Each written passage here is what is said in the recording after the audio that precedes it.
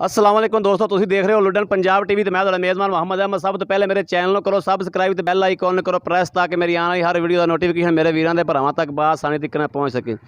मैं वीरों के भरावो मझ वेची सी 2-4 दिन पहले आदे नैट ते आदे चैनल ते मझ पाई सी। दूजा सुबह मझ सूई खड़ी सी।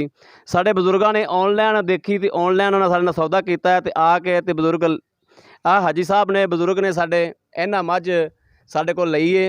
बजुर्गों आदे ज़बानी दसो कि मझ जिवें दसी सी कोई फर्क तो नहीं आया? नहीं। अस्सलाम वालेकुम दोस्तों, इन्हां नाल पहली दफ़ा मेरी गल हुई। मैं इन्हां दी वीडियो देखी सी। इन्हां ने जो मैनू दस्सिया मझ दे बारे सेम टू सेम मझ भी उवें ही है। बाकी जो गल्लां दस्सियां ने सेम टू सेम उवें ही। इन्हां ने बड़ी साडी ऑनर कीती है।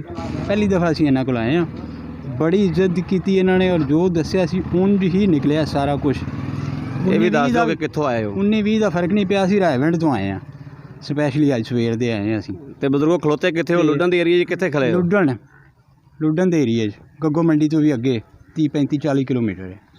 लो जी, मेरे वीरां दे भरावां ने वेख लिया लुडन दे एरिए चों मझ खरीद के दित्ती वीरां दे भरावां नूं। ते साडे बहुत अच्छे सबसक्राइबर ने। छड्डो मझ करो अंदर डाले च करो मझ। ये बहुत मेरे अच्छे साडे अच्छे सबसक्राइबर ने। इन्हां नूं वीरां दे भरावां नूं मझ लै दित्ती इत्थों। लाओ डाले पाओ मझ। इन्हां दा बहुत बहुत शुक्रिया अदा करना मैं कि इन्होंने साढ़े ते तमाद किया, भरोसा किया, साढ़े को मझ खरीदी। बहुत बहुत हाई साहब का शुक्रगुजार हाँ मैं। तो बाकी मेरे वीरों के सामने आ तसलियाँ करा दिया मैं वीरों नूं। डाले च लदाई करान लग्या मैं। आजा भी चन्न माइया। लो जी, मैं कैमरामैन तुहानूं तसलियाँ करा देगा गड्डी दियां भी। आ बच्चा अंदर लै जाओ, अगे लै जाओ बच्चा अंदर लैके वड़ो। पहले बच्चा वाड़ सा।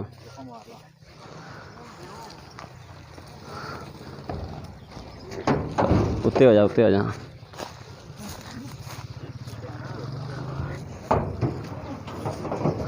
आ पराली परूली साड़ दो भाई, पराली परूली साड़ दो।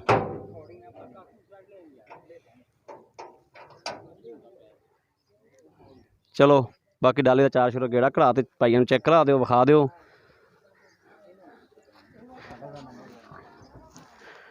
सब कुछ तसल्ली नाल विखा दो। इधर अगों पिछों सारा विखा दो। मेरे वीरां ते भरावां नूं तसल्ली करा दो। कोई भी चीज़ अखा दोज नहीं रहनी चाहिए, तसल्ली होनी चाहिए। ये चाचा जी ने साढ़े बहुत अच्छे सबसक्राइबर ने, तो रायवंड तो आए ने।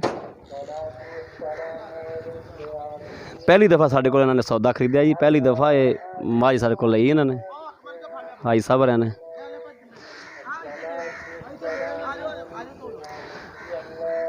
लो जी, मेरे वीरों के भरावां ने वेख लिया।